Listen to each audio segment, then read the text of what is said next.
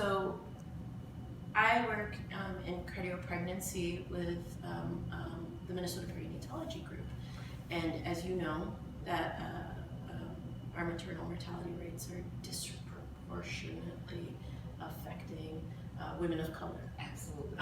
And so over the week before Labor Day, a patient I'd been following with the cardio pregnancy group, she delivered.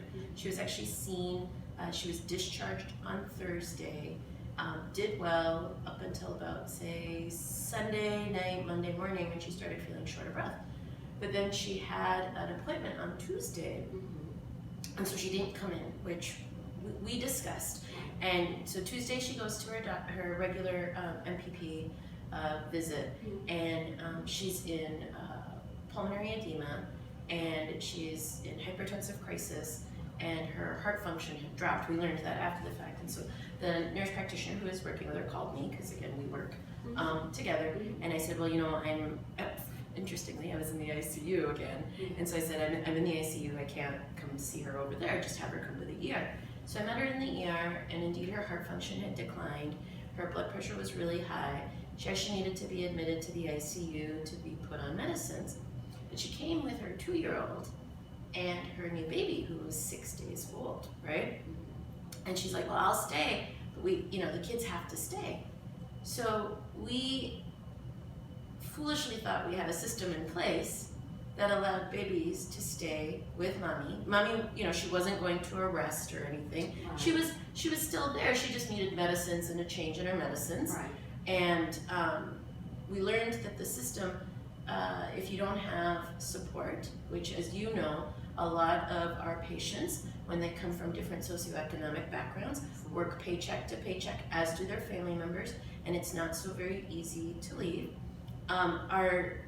We don't have a system in place for these young women, and the answer is, well, somebody's going to come and take your baby to a crisis nursery, which I'm not going to go into the thought process that I'm sure went through her head. Here's my caregiver, who so far I've had this great relationship with, saying, well, no, you can't keep your babies in this room, and I understand the reasoning behind it, but for us not to have some sort of volunteer system to try to keep them in the room or near them with the patient, well, to me, setting something up like that would be disruptive. Right. Nevertheless, her mom stopped in prior to going to work. I had her mom phone her boss. I spoke to her boss, and I said, I'm so sorry, I'm keeping Miss So-and-so here, because otherwise I can't keep my patient here, because the patient was going to leave against medical advice, which I understand.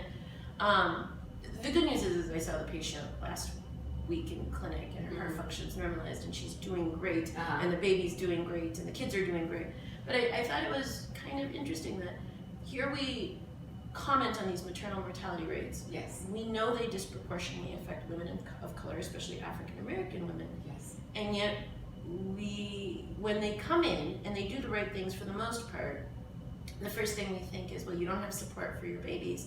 Let's take your babies and give them to a crisis nursery. And don't get me wrong, I'm so glad crisis nursery exists. Right.